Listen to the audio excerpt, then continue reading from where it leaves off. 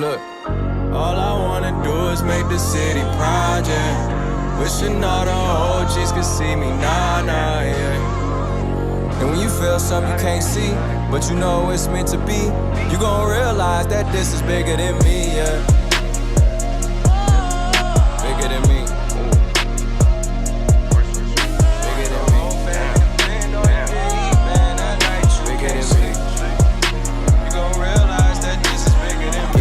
Get it, I pray that you get it, even if I can't get it with you. I pray to God you never let the little things in life distract you from the bigger picture. Everybody in the city. You know why I call you king?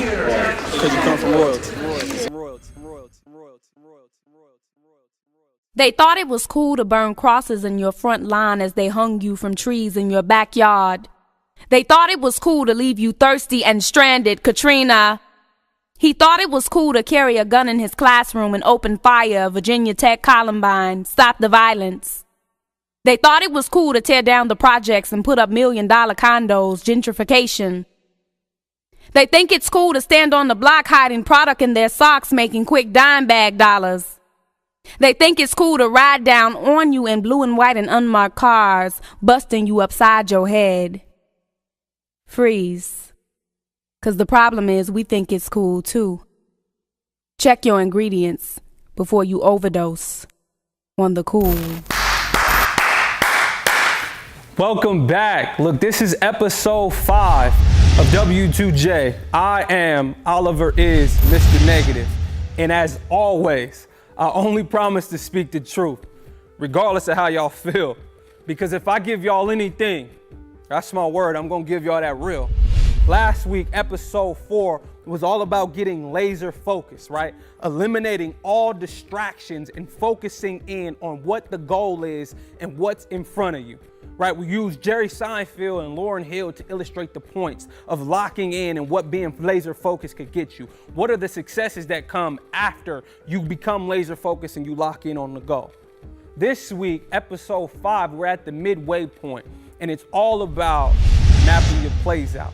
And just before we jump into episode 5, I just want to take a moment and I want to address the kid 50 Cent, right? A couple weeks ago, I was on YouTube and I was watching 50's breakdown of Jay-Z's 444 album, which many would call an instant classic, probably one of his most educational pieces, right? And one of his most reflectable projects, right? I love the album and I think it's full of nuggets for a young man and an old man to get, especially being black. All right, but with 50, his analysis of the album, it really had me puzzled because he was like, yo, I think it's good, but Jay, it's too smart for niggas. And it's like golf music. And it just really took me back because I had to sit and think about listening to 50's music. I'm like, I love 50. And I got to thinking like, bro, some of your albums, they're real complex. Like they're not just straightforward. Like you got to be a thinking man to kind of get some of the concepts in which you speak. So then how is this man's album just too smart for niggas? Because I mean, he says some very simple and plain things like, don't die over the neighborhood that your mama renting, right? Like, you know what's more important than throwing money in a strip club? Credit. Like those are A1 day one things. Like if you can't grasp that concept, we ain't got a shot. And then you being a leader, you being the head, you being one of the staples in hip hop. If you say it's too smart for niggas and we can't grasp the concept, what you think it's gonna do? Ralph Waldo Emerson once said, look, if you see and you treat a man as he is, that's all he'll ever be. But if you see and you treat a man as to what he could be, that's what he'll grow to be. So let's not stunt the growth by saying it's too smart for niggas. Let's make a challenge. How about we stretch our youth? How about we stretch the individuals that just wanna party and have fun and let them know what the real is? Right, so they don't fall to the same things and maybe they could get a vitamin water deal. Because when you say it's too smart for niggas, I have to think that, yo, 50, you wrote a book called 50th Law of Power with Robert Greene, a spinoff of 48 Laws of Power. I know people in the hood ain't even know who Robert Greene was, but you wrote a book with him. And what's crazy is that you didn't say that was too smart for niggas. No, you marketed to us and you wanted us to purchase a copy. And then you made Power. And then, you know, when I'm watching Power and I'm looking at the characters, each character has like 3 or 4 characters within it, right? There's so many things to unveil, but you don't say that that's too smart for niggas. You market to us and you want us to watch it every Sunday night. So I'm trying to figure out, man, like what side of the fence are you on? What do you want from us? What do you want us to do? Is it too smart or can we grasp the concepts? Because this is not a shot at 50. This is not a shot at you. What it is it's just a challenge. It's a challenge to you. It's a challenge to me to make sure that we push the culture forward. We stretch these younger individuals and we make them see what they could be, where they could go. We throw the ball, make them go get it, and not make sure that they stand where they are. Don't die of the neighborhood that your mama ran in. It's very simple. I got friends that have. And if we keep teaching them that, that's all they'll ever be. You know, when you start talking about mapping your plays out, right? Since everybody's asking, and what's the strategy? How do I map my plays out? How do I do this? Can you give me something tangible? I hope this isn't too smart for niggas. I'm about to give you some game, and 50, I hope this ain't too smart, right? So when you start talking about wanting to find your purpose and creating success, this is how you do it. This is a simple concept. I saw it a couple years ago on Instagram, and I thought that this was perfect, right? So here's what I want you to do. I want you to sit down. I want you to get a white sheet of paper, and I want you to draw this out. I want you to write out what you love. At the top, I want you to write out what you love. And then from there, I want you to think about what your natural skills and abilities are. Once you find out what you love and what your natural skills and abilities are, once the two intersect, that's where you find your passion. From there, I want you to go back to what you love, and I want you to figure out, what does the world need? What does the world need for benefit? After you look at these two, that's where you'll find your mission. From there, I want you to look at what the world needs or what the world can benefit from, and I want you to figure out what will bring in the bread, what will bring in the finances. After you find those two, that is your vocation. And then from there, I want you to look at what's going to bring in the bread and go back to what your natural strengths, skills, and abilities are. Once you find out those two, that's your profession.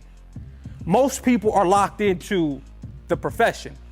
That's why 70% of the people of the population hate their job, because they're too focused on the profession and not the other areas that are going to create success for you, not what's going to make you true success or make you truly successful. So I want you to look at these areas, because these areas is what's going to unveil your passion, right? When I started looking at my own life, I said, oh, what do I love? What do I love? I love to motivate, inspire, and push people to be better. I want you to think that you can achieve whatever it is. Right, so I started looking at that, and I said, well, what are my natural skills and abilities? What are my natural strengths? I'm a communicator, I'm a relator, right? Those are my natural skills and abilities. And I can also stand up and I can speak. When I was an athlete and I was an outspoken leader, I was the one who always said, no, we're gonna get this done. Come hell or high water, we're gonna get this done. Then I had to go back and I said, okay, what are my strengths? What do I love? What do I love? What does the world need? The world needs inspiration. The world needs somebody to push them forward. The world needs somebody to challenge the status quo and let you know that, hey, just because they said go to school and get your education, that's not the only way. Just because they said get out and get a good job and then you'll live the corporate dream, the American dream, that's not the only way. And I said, well, what brings in the bread? If I stand on stage, if I create mentoring programs, if I speak into my community and I give them words of encouragement, I give them strategies, I give them the understanding that it takes 80% mental and 20% physical to create success for yourself. And then I said, yo, if I can align that with my natural skills and abilities, I could be successful. I run 3 companies now. I have my own speaking company. We're on tour now. This is our 2nd year going on tour. I started this in the kitchen with my brother, right? We have we design apparel, like, they all connect. And what I want you to do is I need you to sit down and see where these areas connect, because 50, I don't know if this is too smart for niggas, but it seems very simple to me. And if it's very simple, I'm guaranteeing you, if you sit down and you figure this out and you find your passion, you will be headed toward the type of success you want. It's all up to you. It's not on us to tell you what you can't do or what's too smart for you. You got everything inside of you. Everything is inside of you. Everything that you want to achieve is right here. Once you pull it out, you can be whatever it is that you want. You can create whatever it is you want. 50, you said in Rodder's music, you had a vision. Being broke was against your religion. Now you caked up. It was something inside of you. It wasn't about your smarts or your intelligence. It was about what was inside of you. Get rich or die trying. That's a simple concept. Sit down, figure out what you love. Figure out what your natural strengths, skills, and abilities are. Make sure that they connect. Look at what you love, and then go back to what the world needs or what's going to benefit the world. You'll find your mission. Come down to what's going to generate the bread, what's going to bring in the cash flow. You'll find your vocation, and you take that back up to what your natural strengths and abilities are. You'll find your profession. Once each and every one of those interlock, you'll find your purpose, and we'll see you next week.